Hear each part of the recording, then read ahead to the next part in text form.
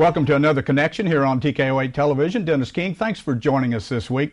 We have Connection show each Monday. We have different organizations and different individuals come into our studio to talk about what's important around our viewing area. We have a lot of great organizations, a lot of great people that volunteer time or do different duties that affect you out there in our viewing audience. And we certainly hope you enjoy watching the show. Stay with us. Be back in a moment. We're going to talk with a gentleman from North Arkansas Regional Medical Center about some important facts about this time of the year.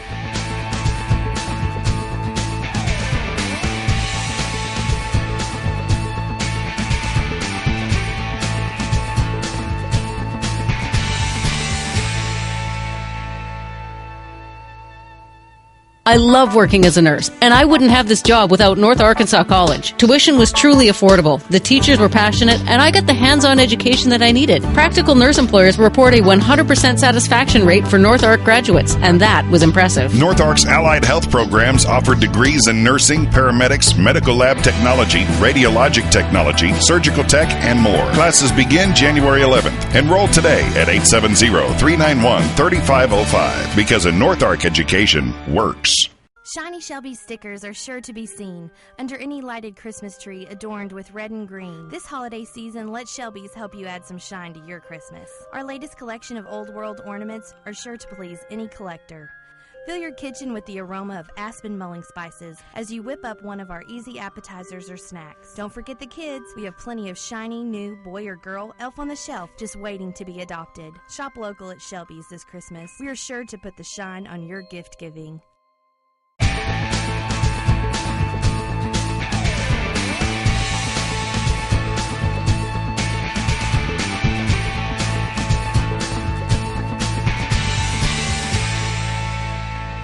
Back on Connection here on TKO8 Television. Our first guest in the studio today is from North Arkansas Regional Medical Center, Thomas Pepler. Thomas, thank you for coming in. We appreciate it. Marcia set you up for this deal, so you can blame her. She's the one. But we do appreciate you coming in. You are the hospice director at NARMC, is that correct? Yes, that's correct. I noticed you got your badge on, which is great, which means you're a RN, or registered nurse. Yes, so sir. how did you just recently take this position, or what did you do previously? Sure. I actually started my home health and hospice career back in the 90s up in New Jersey when we moved down to Arkansas. Took a little break from hospice and home health, but then found this was my passion really, and worked up at the hospice house up here in Harrison, Hospice of the Hills, for several years before being asked to take over the department for both home health and Hospice of the Hills, which I've been doing now for about a year and a half-ish. So it's kind of a combination. It's home health, hospice kind of combination, the two entities, so Yes, to sir. speak. That's correct. You know, I've had a little bit of dealings with hospice. Was involved in kind of the beginning of the building of this hospice house here, which was a fantastic thing for this community, and then of course the expansion program now, it makes a huge difference. But I've been in hospice in Mountain Home with a friend that went through that and passed there.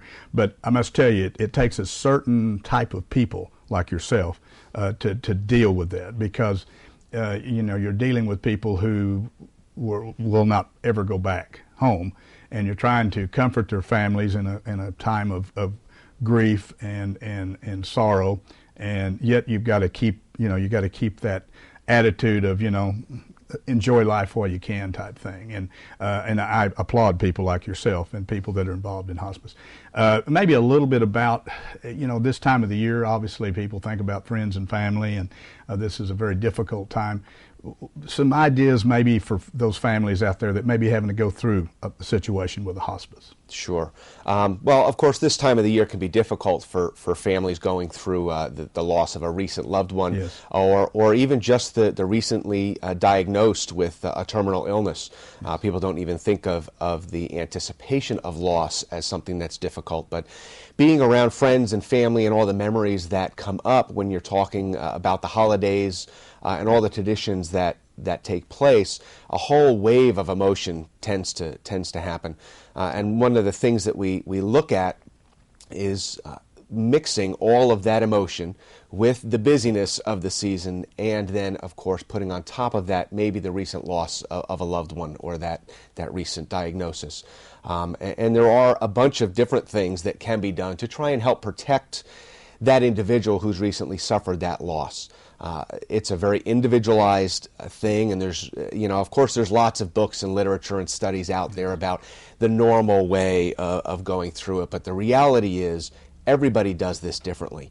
And while there's a lot of right ways, there are a couple of wrong ways, in that if you end up with severe grief and it's affecting you physically and emotionally in ways that go beyond that normal process, certainly we would want to see that individual or that family seek some professional help.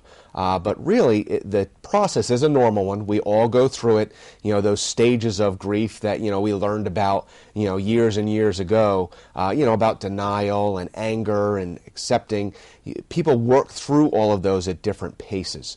And it's important for those who are experiencing that to realize that this is normal. And to let that happen. For example, if you feel like you need to just have a good cry, have the cry. That really is important, to be able to do that.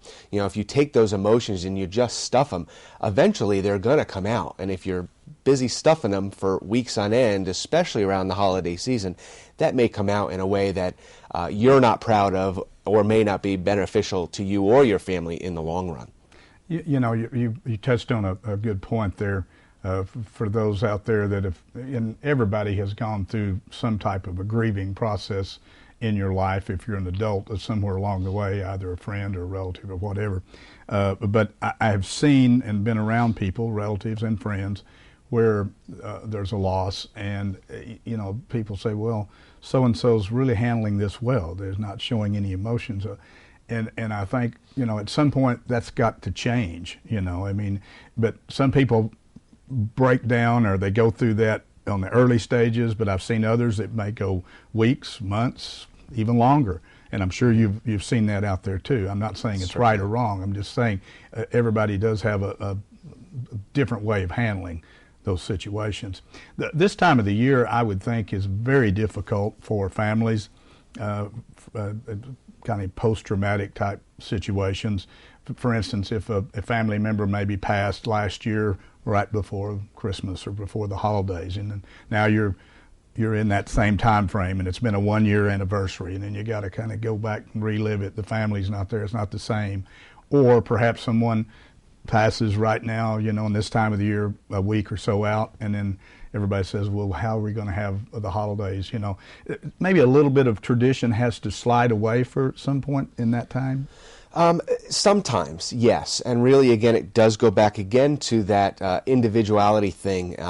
It's important, if you've been the one that's just experienced that, right, to communicate to those that you love how you would like to see, or how you believe you'd like to see, the holidays take place. For example, you may want to go ahead and continue with the traditions. You may want to modify them. You may want to forgo them altogether. Really, you would need to kind of decide that on your own, and or with those you love. Yes. To see, a family member who looks like they're really not affected by it all, sometimes is normal, because maybe they're doing their grieving quietly in private. Sure. Again, that's fine. And others, you see them cry for days on end. And again, as long as it's not consuming, that person is continuing to eat and take care of their needs, a certain amount of that is expected. Experts say that sometimes it takes up to 2 or 3 years to really return back to a, quote, normal life, so to speak. Of course, life is never really the same after you've lost a loved one, but things tend to get back more into normal routines several years down the road. You've got all of the first anniversaries of everything. Sure. Birthdays, events, anniversaries, of course the holidays, and all that. It does come, and even that second year, it's still real fresh, on the heart. Maybe just a little bit of explanation, if you will, since you've been involved in the hospice different places in here. Hospice it's I know the North Arkansas Regional Medical Center and hospice work hand in hand. Maybe explain just a little bit of that. How does the process start? Does it the physician, or where does that start? Sure. Just a little? We actually can receive a referral from anybody, and we have nurses that and social workers that are willing 24 hours a day to go out and visit with the patient and their family, depending on the situation, and just do a basic informational visit, what hospice is, what it's not. You know, there's a lot of misconceptions about hospice, and unfortunately we see patients come onto hospice way late in their diagnosis. Hospice is designed for a 6-month situation, you know, so you can come on to hospice, you get comfortable with those that are going to be providing that care, you build a relationship and rapport, and then towards the end, when you're really pulling on those people a lot more, you know them, you know, a lot of times they feel almost like a second or extended family. Those that come on to hospice really close to that end in that last couple of weeks to a month, they still get, of course, a tremendous benefit, but that benefit is not as great, I believe, as those that come on 4, 5, or 6 months out, you know, from that. You know, so you can make a simple call to our office or to the hospital. We'll be happy to get some basic information, and we will come to you and make that informational visit and decide, you know, together whether or not it's going to be appropriate or the right time.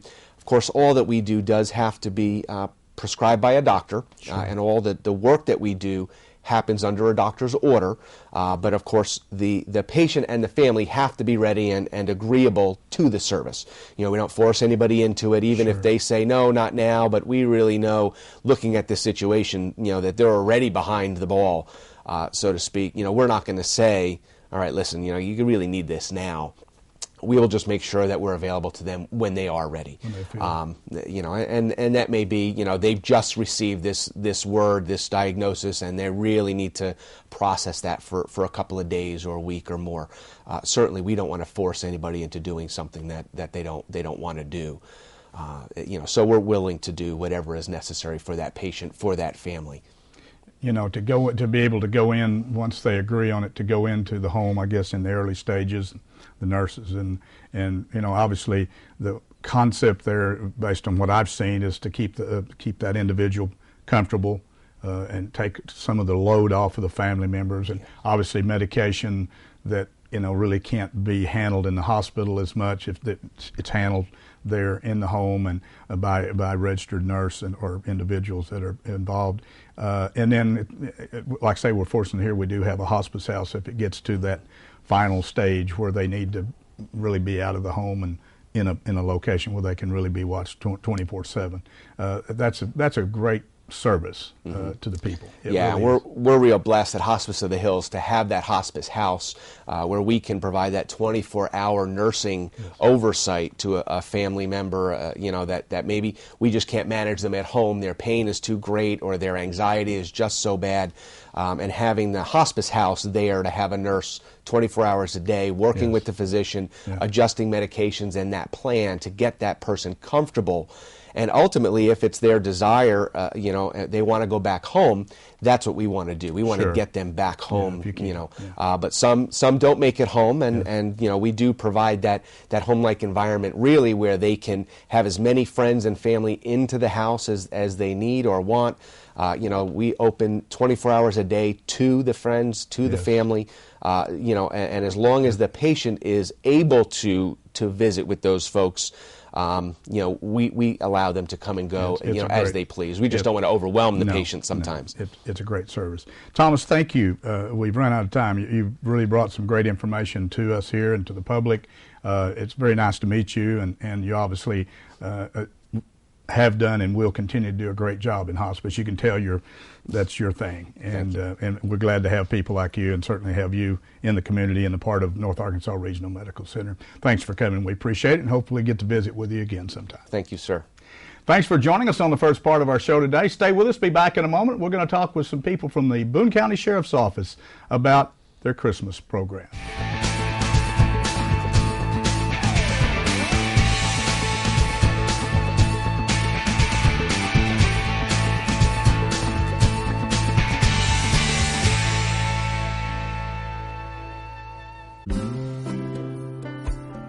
John was the first one to be an inpatient here, and everything was great. And I had heard some negative things about the hospital, and I'm going, what are you talking about? This hospital's great. Why would you want to travel over to Fayetteville when you have this great hospital? All the nurses, everybody, phenomenal.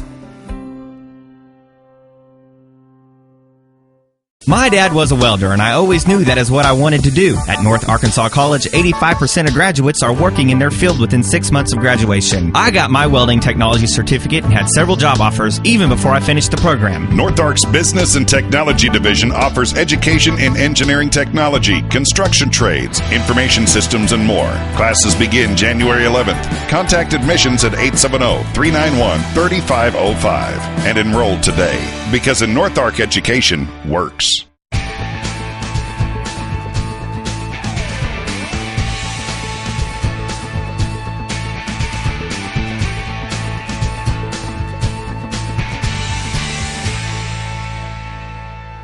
Back on Connection here on TKO8 Television. Dennis King, thanks for joining us on the show today. We do appreciate you coming into our studios each week as we have organizations and individuals come in to talk about what's going on around our broadcast area, and we hope we get good information to you, and sometimes it may be something you don't know about. We even learn about a lot of things here at the studio.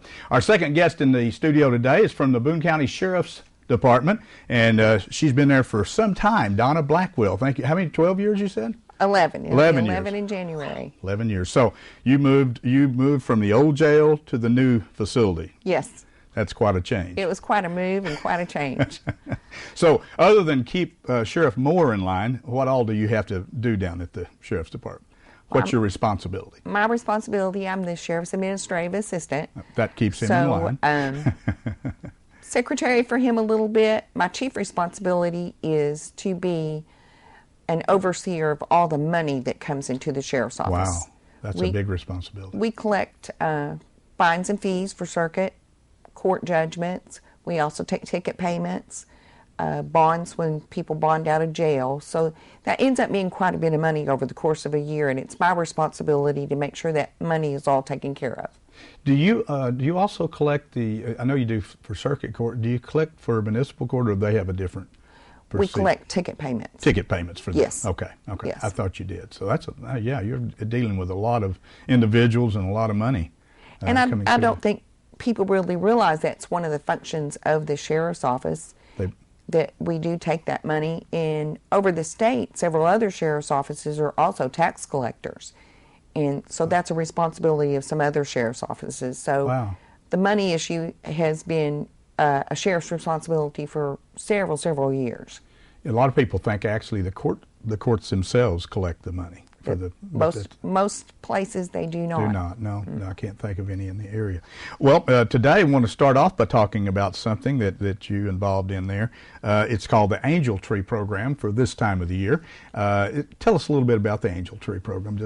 Well, I want to guess that started under Sheriff Hickman probably 14, 15 years ago. Okay.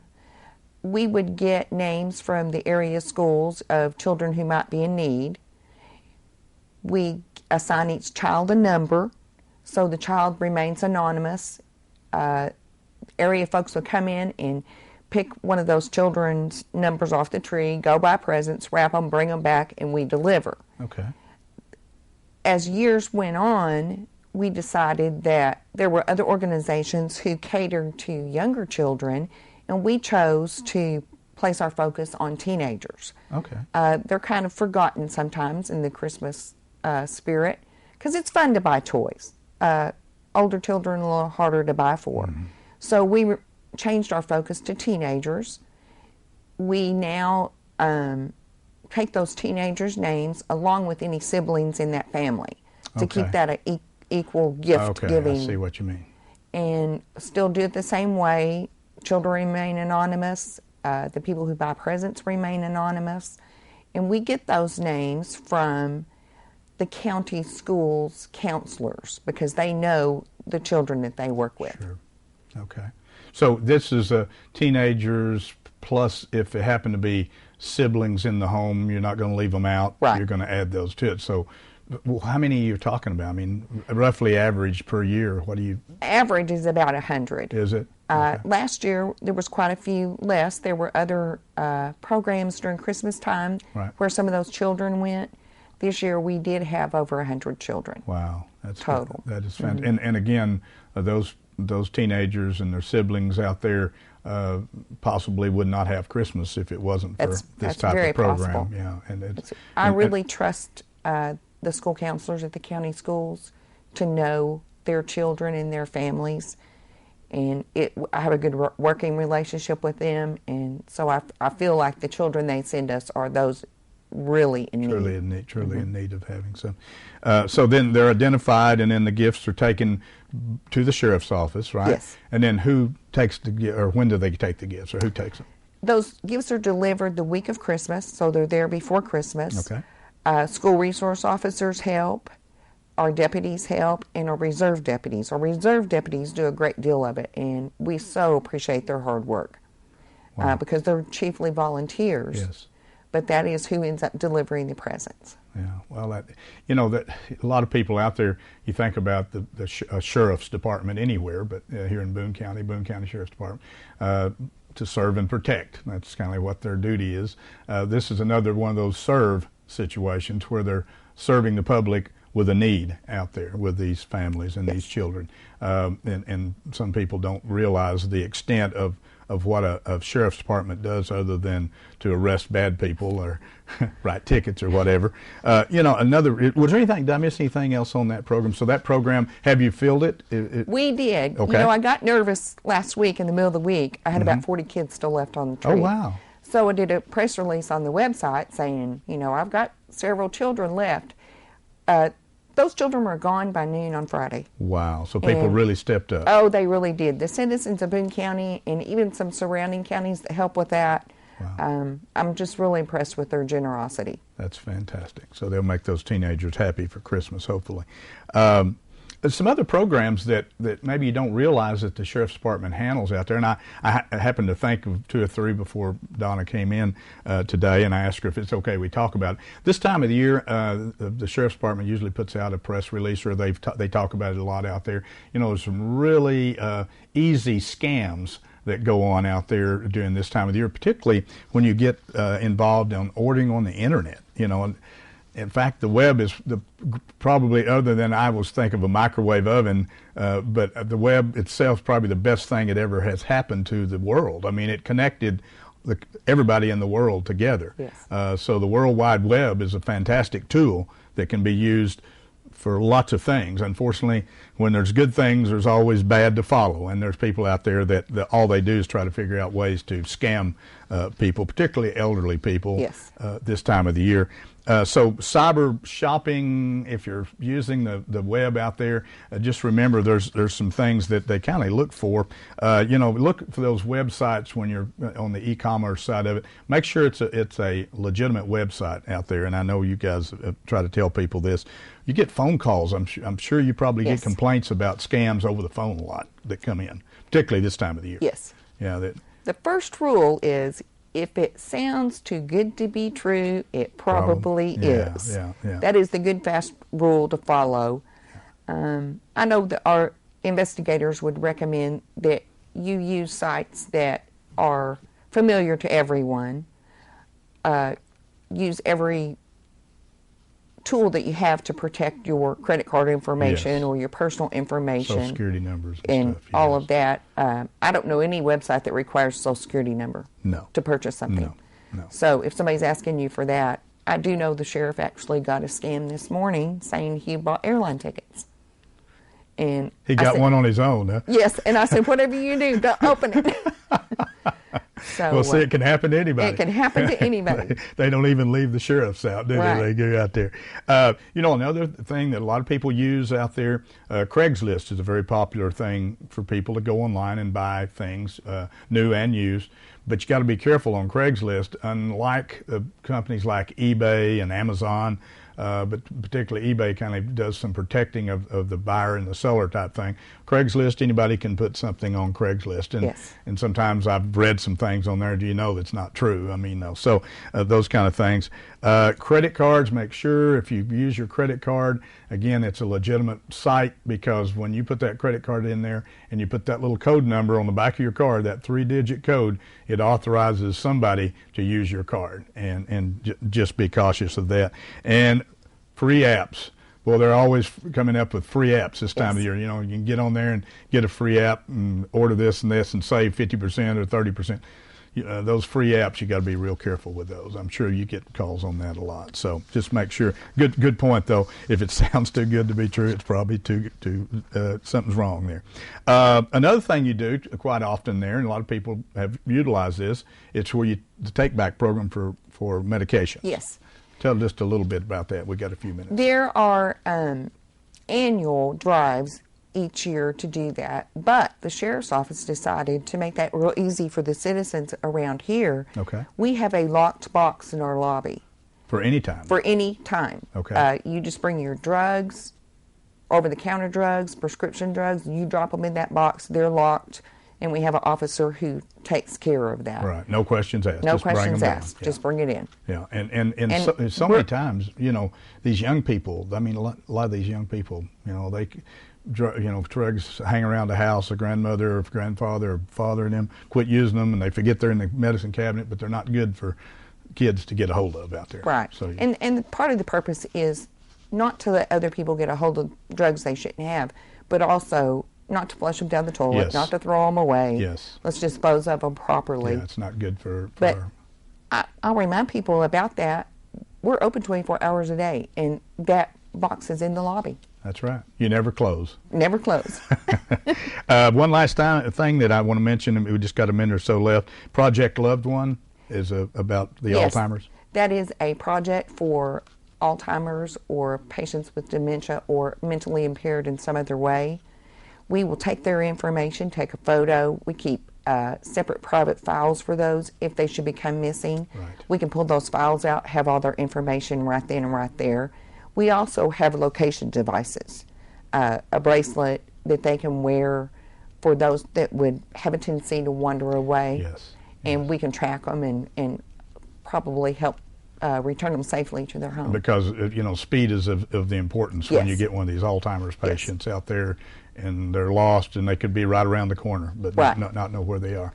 That's a great program. I remember when you came in and we talked about that back a year or so ago, whenever you, maybe longer, I can't remember. But that's just a few of the many programs that the Boone County Sheriff's Office handles for us, the citizens of the area, and these are programs that are helpful to a lot of people. And Donna, we do appreciate you coming in today and talking about this. Of course, the Angel Tree program. I'm so proud of the fact that people stepped up, and you don't have to worry. You've got gifts for all those kids out there that need one for Christmas. And thank you for spearheading that thing this year again. So tell the sheriff we missed him today, but we understand situations do come up, and we appreciate you coming and being on the show. Anytime we can help you, give us a call, and we'll have you back on the show and talk about what's going on. Thank you, Well, sir. we appreciate you having us. Thank you, very Donna. much. Thanks for joining us on Connection today. We hope we brought the information to you perhaps you didn't know about. Join us each week here on our Connection show as we continue to have programs come in and individuals to talk about what's important in our viewing area.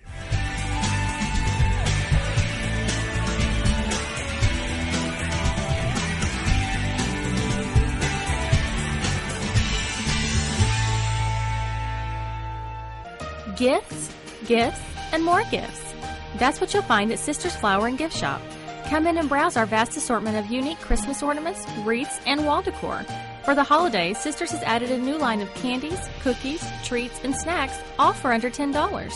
Whether you're looking for a bold centerpiece, an artistic floral arrangement, serving pieces, or all-occasion tabletop items, Sisters has something for everyone.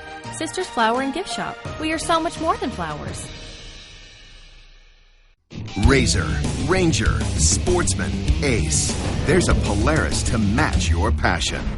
Confident, comfortable, capable. That's Ace. With a solo cockpit, automotive controls, independent suspension, all-wheel drive, and up to 45 horses of fuel-injected power. Calling it Revolution.